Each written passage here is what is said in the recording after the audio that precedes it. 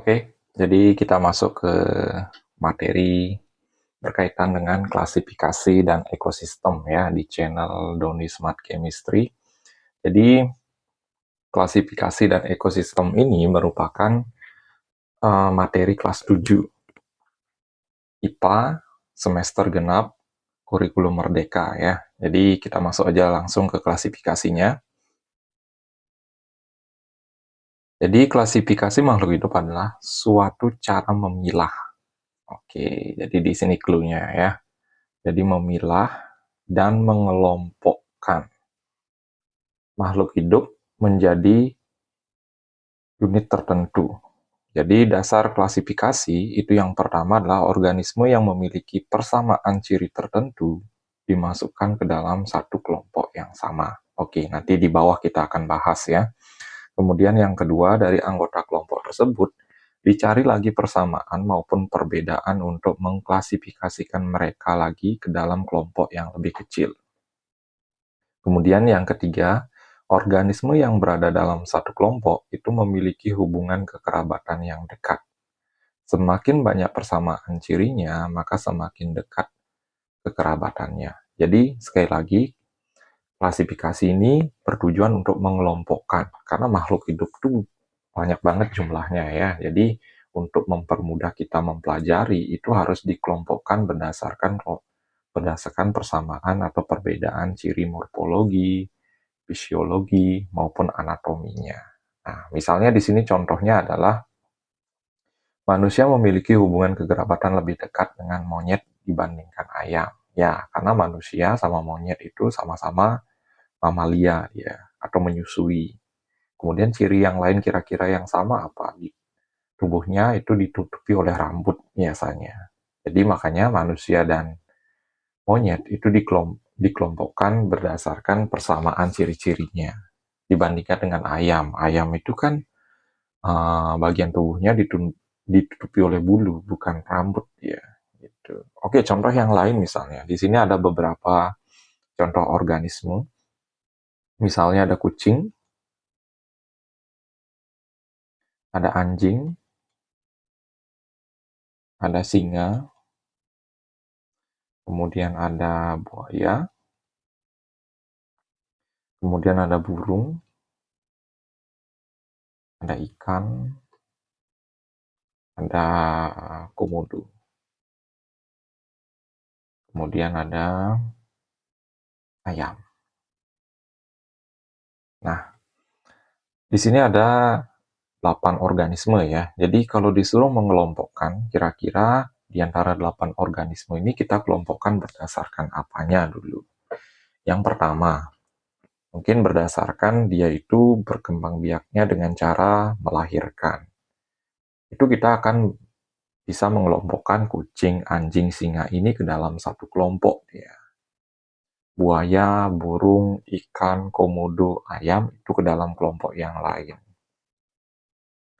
Atau mungkin dengan berdasarkan penutup tubuhnya, kemudian gaya hidupnya mereka, cara hidupnya mereka, juga bisa mereka dikelompokkan ke dalam kelompok yang sama. Nah, kalau dilihat dari hubungan itu kita akan bisa mengelompokkan kucing dan singa ini memiliki hubungan kekerabatan yang dekat. Cara melahirkan mereka, cara berkembang biak mereka sama. Kemudian tubuh mereka ditutupi oleh rambut. Kemudian termasuk juga karnivora dibandingkan dengan anjing ya. Jadi kucing dan singa ini lebih dekat ya hubungan kekerabatannya. Begitu juga buaya sama komodo. Itu dia sama-sama tubuhnya ditutupi oleh sisik. Kemudian bertelur kan. Kemudian sama-sama golongan reptil dia. Oke. Kemudian burung dan ayam juga bisa kita masukkan ke dalam kelompok yang sama. Oke. Nanti kita akan bahas lebih lanjut lagi terkait kelompok-kelompok dalam sistem klasifikasi ini ya. Oke, next slide berikutnya. Nah, di sini kita akan bahas apa sih sebenarnya tujuan dari klasifikasi ya. Oke, jadi di sini judulnya adalah tujuan dari klasifikasi.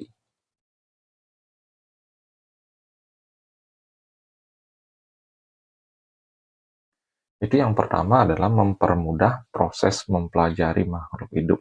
Jadi jelas ya, karena makhluk hidup itu jumlahnya banyak banget, tidak hanya ada tumbuhan, hewan, ada bakteri juga, ada ganggang juga, ada jamur juga. Karena jumlahnya terlalu banyak ini, kita harus klasifikasikan makhluk hidup itu berdasarkan persamaan atau perbedaan ciri-cirinya.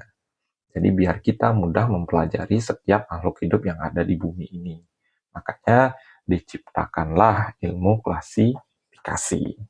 Kemudian yang kedua, untuk mengetahui hubungan kekerabatannya. Tadi udah kita bahas ya, jadi semakin banyak persamaannya,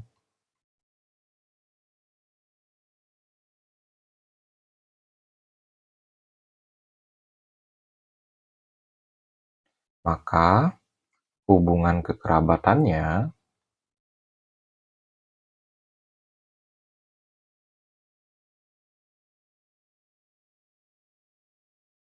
akan makin dekat ya.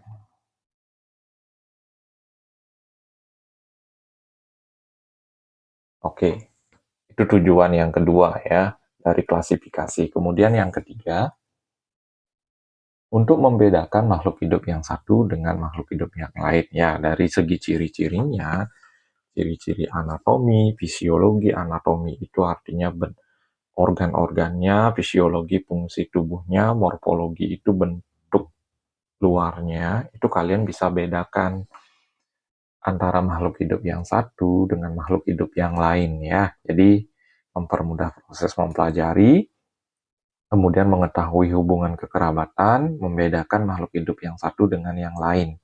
Kemudian tujuan yang keempat adalah menyederhanakan objek studi, jelas ya. Ini ada kaitannya nih, mempermudah proses mempelajari dan menyederhanakan objek studi. Jadi yang namanya makhluk hidup itu jumlahnya sangat banyak banget. Jadi kita harus kelompokkan berdasarkan persamaan dan perbedaan ciri-cirinya. Dengan kelompok-kelompok inilah, makanya makhluk hidup itu kita bisa pelajari lebih sederhana lagi. Ya, sekali lagi ini adalah tujuan dari klasifikasi. Next. Oke, jadi ini jenis-jenis klasifikasi ya. Jadi yang pertama ada sistem klasifikasi alamiah. Ini dikelompokkan menjadi dua kingdom yang pertama ya. Jadi kita nanti akan bahas kingdom ini adalah kerajaan. Jadi ada kerajaan animalia, kemudian ada kerajaan tumbuhan atau plantae. Kemudian ini kalau animalia itu dibedakan lagi berdasarkan habitat dan perilakunya. Kalau tumbuhan itu berdasarkan ukuran dan struktur anatomi, fisiologi, morfologinya. Kemudian jenis klasifikasi yang kedua itu ada klasifikasi artifisial. Jadi hewan dan tumbuhan itu dibedakan berdasarkan manfaatnya biasanya. Itu yang artifisial. Nah, yang biasanya dipakai saat ini itu berdasarkan filogenetiknya. Jadi filogenetiknya ini hubungan kekerabatan. Tadi kita udah bahas bahwa semakin banyak kekerabatan makhluk hidup, semakin banyak persamaan dari makhluk hidup itu, hubungan kekerabatannya itu akan makin dekat ya. Di next slide berikutnya ya. Nah, ini dia urutan taksonomi. Nah, ini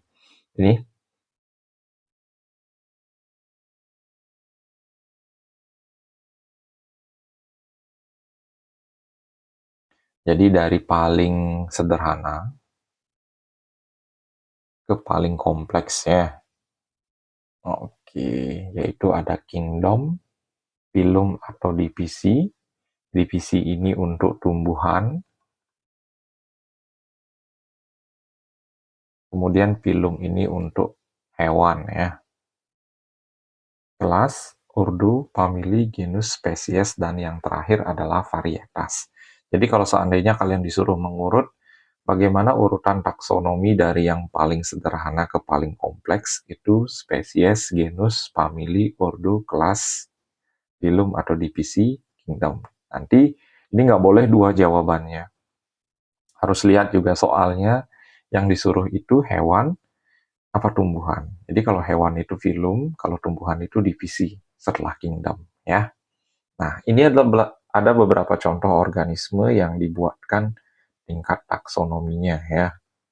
Di sini ada jagung, ada tomat, ada mawar. Nah, kita perhatikan dari taksonomi ini terlihat ketiga organisme ini ke dalam satu kelompok yang sama, lantai atau tumbuhan. Kemudian di sini Magnolinophyta.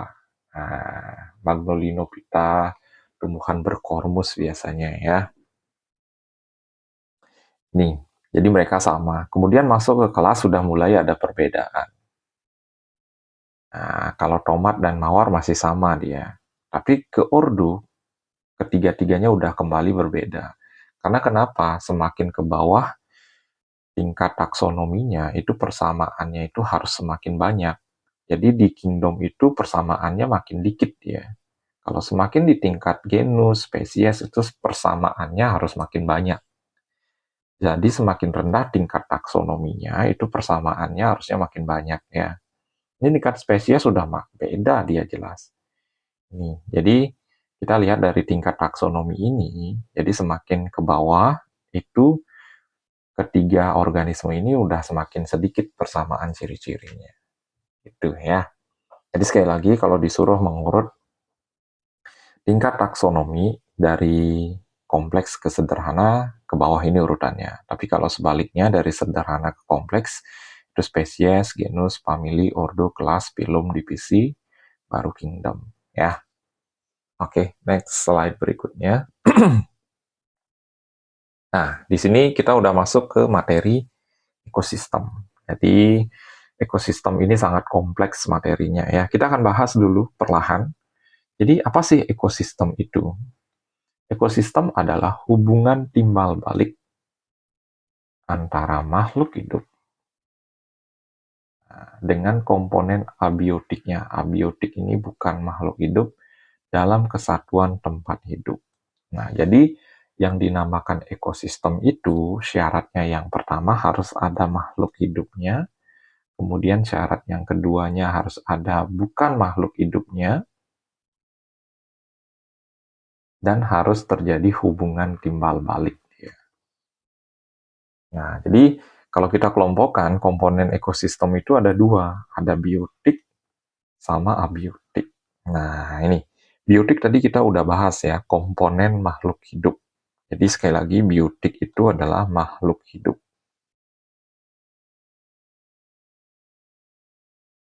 Itu terbagi menjadi tiga bagian berdasarkan fungsinya. Ada produsen, ada konsumen, ada pengurai. Oke, kita bahas perlahan ya. Jadi ini adalah komponen biotik. Ada produsen, ada konsumen, ada pengurai atau decomposer. Produsen ini adalah sekelompok organisme yang dapat membuat makanan sendiri. Biasanya yang membuat makanan sendiri ini disebut dengan autotrof.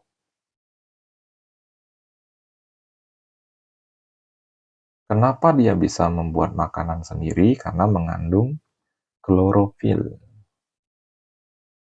yang digunakan melalui proses fotosintesis.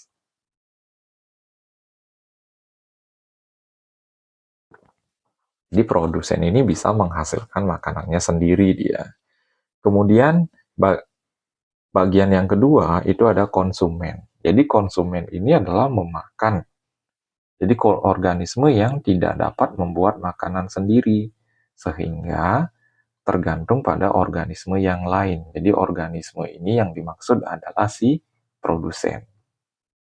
Konsumen dibedakan menjadi ada konsumen tingkat 1, biasanya di sini diduduki oleh herbivora. Herbivora ini pemakan tumbuhan.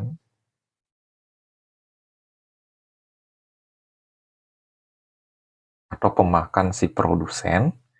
Kemudian ada konsumen tingkat 2, itu biasanya diduduki oleh karnivora, karena dia yang memakan konsumen tingkat pertama. Kemudian ada konsumen tingkat ketiga. Ya, apa itu karnivora? Karnivora itu pemakan daging ya. Omnivora itu pemakan tumbuhan dan daging dia. Jadi konsumen tingkat ketiga organisme yang memakan konsumen tingkat kedua. Nah, nanti kita akan bahas di rantai makanan yang mana konsumen satu, produsen, konsumen tingkat tiga. Kemudian ada pengurai atau dekomposer, merupakan makhluk hidup yang menguraikan zat-zat organik. Jadi fungsinya dia menguraikan zat-zat organik pada sampah ataupun makhluk hidup yang telah mati. Nah, contohnya adalah bakteri dan jamur.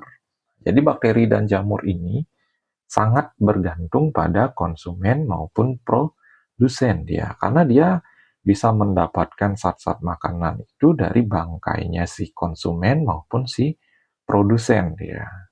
Jadi penting banget ini ada pengurai ini ya, karena dia bisa mengembalikan unsur-unsur hara yang terkandung pada tubuh produsen maupun konsumen biasanya. Oke, kemudian yang terakhir itu ada komponen abiotik. Jadi jelas ini, komponen abiotik ini adalah komponen benda yang tak hidup. Apakah yang tak hidup ini tidak bermanfaat? Jelas bermanfaat, makanya harus ada hubungan timbal balik dia. Contohnya adalah air, tanah, udara, cahaya matahari, suhu, dan kelembaban. Itu termasuk bagian dari komponen abiotik ya, atau komponen bukan makhluk hidup ya. Next. Nah, di dalam ekosistem itu akan terjadi interaksi biasanya ya. Interaksi ini bisa berupa simbiosis atau hubungan saling makan-memakan. Nah, nih, peristiwa makan dimakan antar organisme ditunjukkan dengan rantai makanan. Oke. Kita akan bahas dulu dari rantai makanannya ya. Di sini ada salah satu contoh rantai makanan, yaitu ada padi, ada tikus, ada ular, dan ada elang. Nah, padi ini dia mengandung klorofil, kemudian dia bisa berfotosintesis. Berfotosintesis memanfaatkan sinar matahari.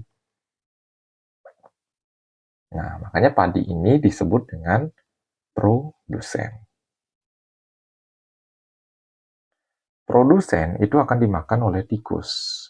Tikus ini termasuk ke dalam bagian herbivora. Nah, dia mau makan padinya ini. Ini disebut dengan konsumen pertama.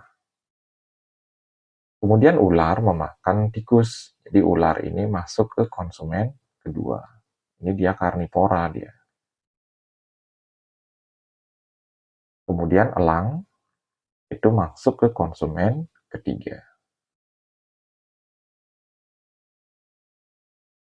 Nah, kalau semuanya ini mati, itu akan diuraikan oleh dekomposer dia. Pengurai. Baik padi yang mati, tikus yang mati, ular yang mati tanpa dimakan oleh pemangsa, elang yang mati itu akan diuraikan oleh dekomposer. Jadi dekomposer itu, jadi kita tulis dekomposer, ini contohnya adalah bakteri dan jamur. Iya, ini contoh sederhana dari dari rantai makanan. Nah, rantai makanan ini itu akan bisa diubah menjadi jaring-jaring makanan biasanya. Nah, contohnya kayak tadi padi, ada padi dimakan oleh tikus, dimakan oleh ular, dimakan oleh elang. Padi juga bisa dimakan oleh belalang. Belalang dimakan oleh burung kecil. Nah, ini bisa dimakan oleh ular maupun elang. Oke, jadi ini udah bisa membentuk dua buah rantai makanan ini udah bisa membentuk jaring-jaring makanan. Sorry, ya jaring-jaring makanan ya. Jadi jaring-jaring makanan ini adalah kumpulan dari beberapa rantai makanan. Iya, pada rantai makanan itu menunjukkan alur perpindahan energi. Oke, ntar kita bahas perpindahan energinya ya.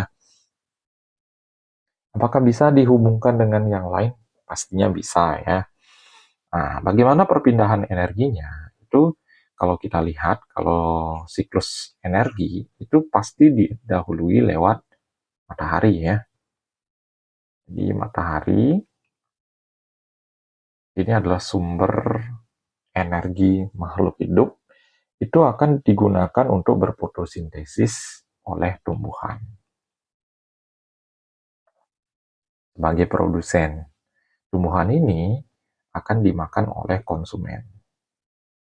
Entah dari konsumen pertama, kemudian dimakan oleh konsumen kedua, dan seterusnya. Jadi aliran energi itu selalu dimulai dari matahari, tumbuhan, baru ke konsumen. Baik itu konsumen tingkat 1, kemudian mengalir ke konsumen tingkat kedua, baru terakhir ke konsumen tingkat ketiga dia.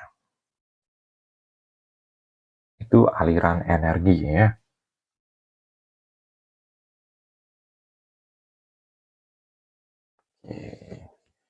Next slide berikutnya. Nah, di sini jadi tadi kita bahas ada rantai makanan, kemudian masing-masing rantai makanan itu terhubung membentuk jaring-jaring makanan. Nah, kalau di sini ini namanya piramida makanan.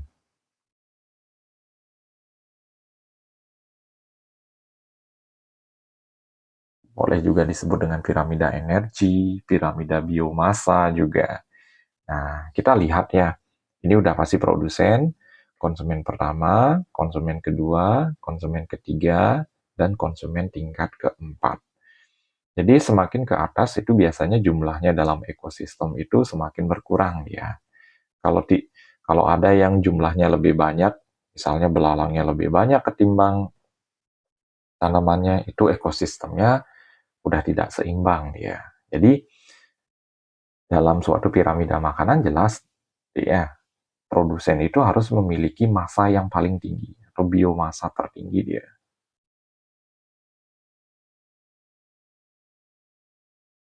Untuk di darat, ya sekali lagi untuk di darat. Biasanya si tumbuhan ini memiliki biomasa tertinggi, makanya letaknya pada bagian dasar. Kemudian ada belalang, ini udah masuk herbivora, ini udah masuk karnivora dia. Oke, ini sekali lagi piramida makanan, piramida biomasa, piramida energi. Jadi aliran energinya itu dimulai dari padi, belalang, katak, ular, sampai elang dia ya. Kemudian next. Nah, jadi tadi interaksi antar makhluk hidup tidak hanya terjadi dalam peristiwa saling makan-memakan ya, juga ada simbiosis di sini. Simbiosis. Nah, simbiosis itu dibagi menjadi 3 dia. Ada simbiosis mutualisme, ada komensalisme, dan ada simbiosis parasitisme dia. Nah, simbiosis mutualisme jadi hubungan antar dua organisme yang berbeda jenis namun saling menguntungkan satu sama lain. Jadi kedua organisme ini akan mendapatkan keuntungan dalam interaksinya. Contohnya yaitu kupu-kupu dan bunga. Jadi kupu-kupunya mendapatkan madu, bunganya terbantu proses penyerbukannya.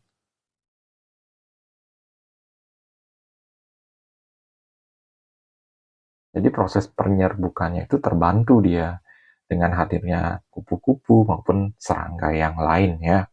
Contoh yang lain adalah manusia dan bakteri. Nah, bakterinya ini masih tanda tanya nih. Bakteri apa? Yang jelas bakteri yang menguntungkan. Jadi di dalam usus manusia itu terdapat bakteri Escherichia coli. Ini membantu proses pembusukan makanan.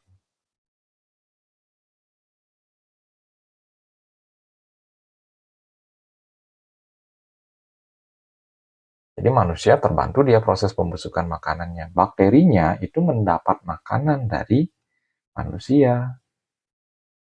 Jadi di sini sama-sama untung. Contoh yang lain misalnya, burung jalak sama kerbau. Biasanya hinggap di atas kerbau, dia burung jalaknya dapat kutu, kerbaunya hilang dia kutunya.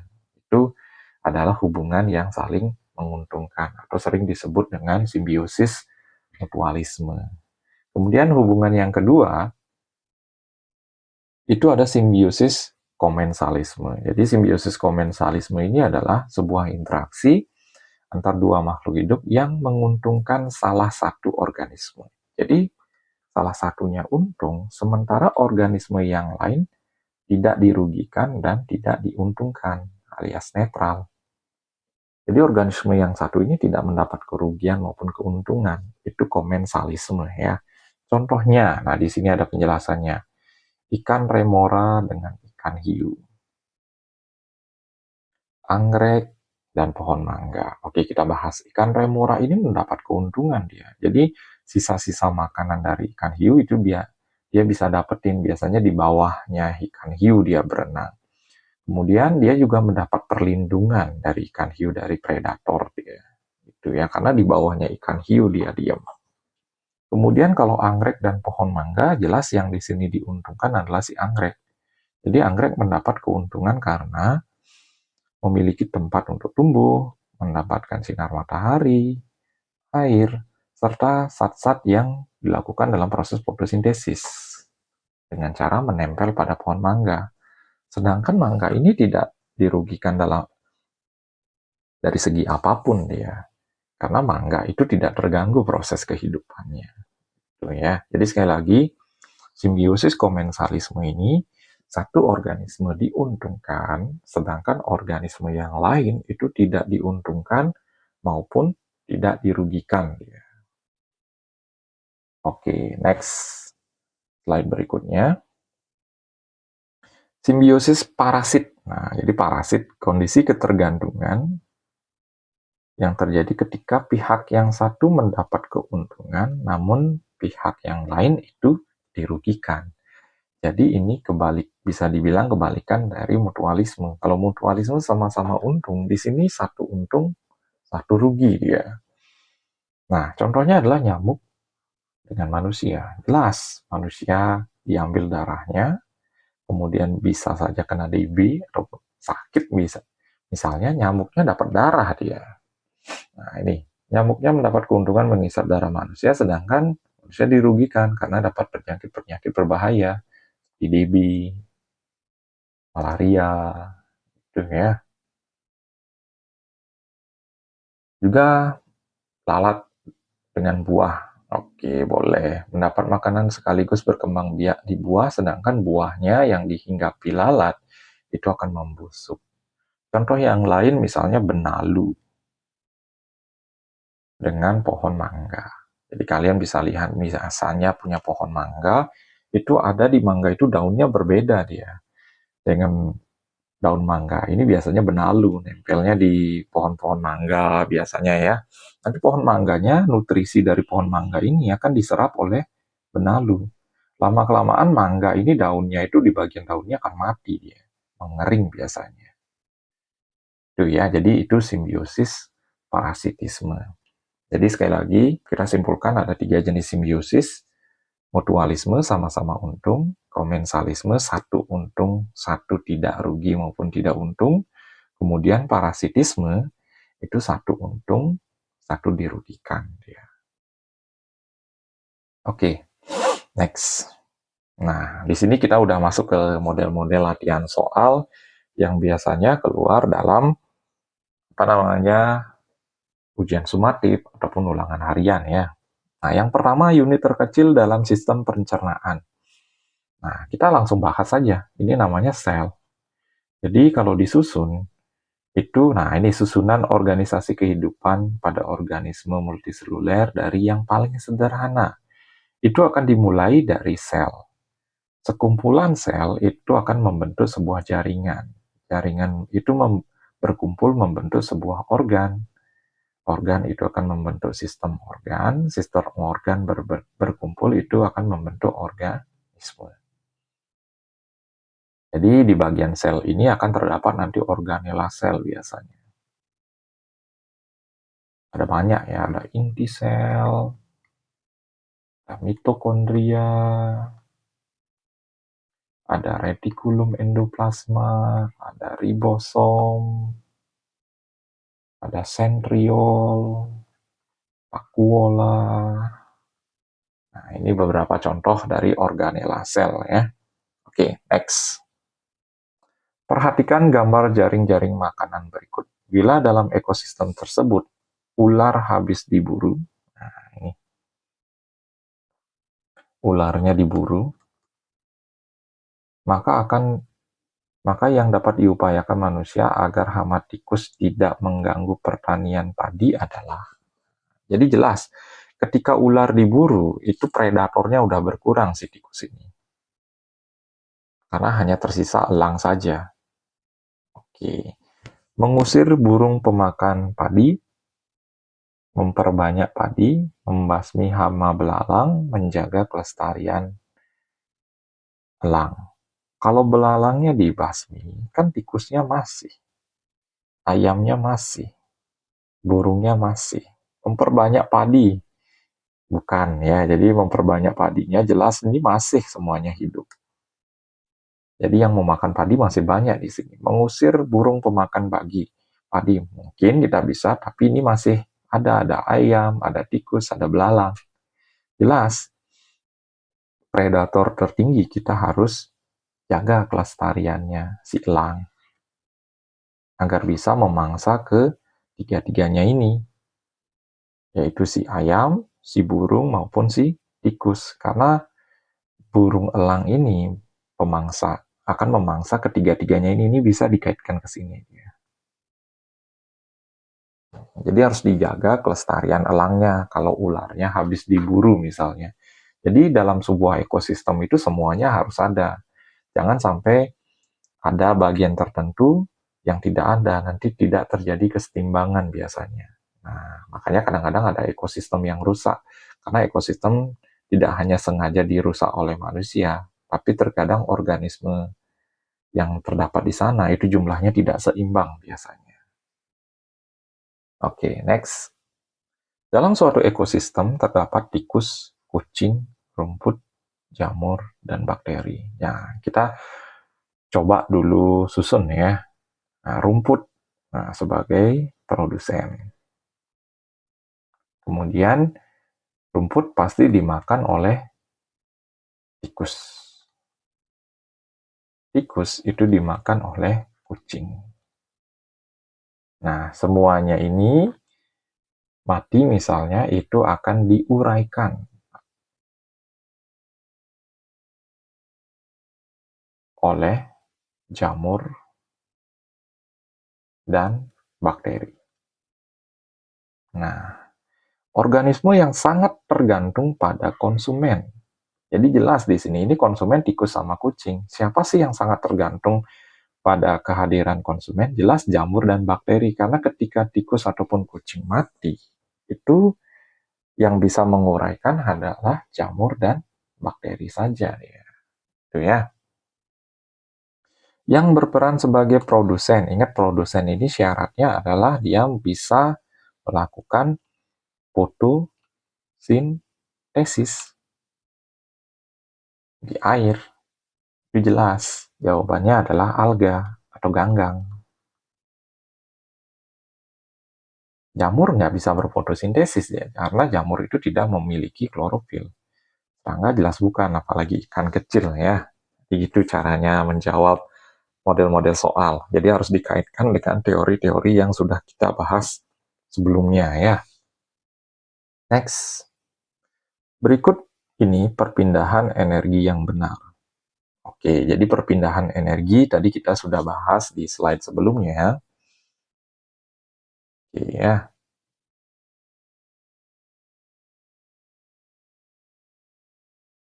Nah, ya, di slide sebelumnya itu kita udah bahas aliran energi itu pasti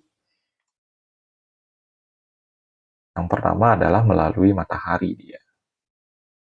Oke, baru ke tumbuhan, baru ke konsumen. Oke, kita langsung masuk ke slide yang tadi.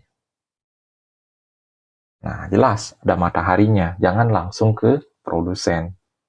Matahari dulu, baru produsen, baru konsumen 1, konsumen 2, dan terakhir itu konsumen 3, ataupun nanti ada konsumen yang keempat ya.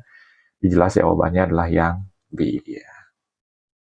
Oke, sekian pembahasan materi, klasifikasi, dan ekosistem, beserta beberapa contoh soal untuk membahas lebih lagi memperdalam terkait dengan pembahasan materi sebelumnya ya. Jadi jangan lupa like dan subscribe channel Doni Smart Chemistry. Sampai jumpa di video berikutnya.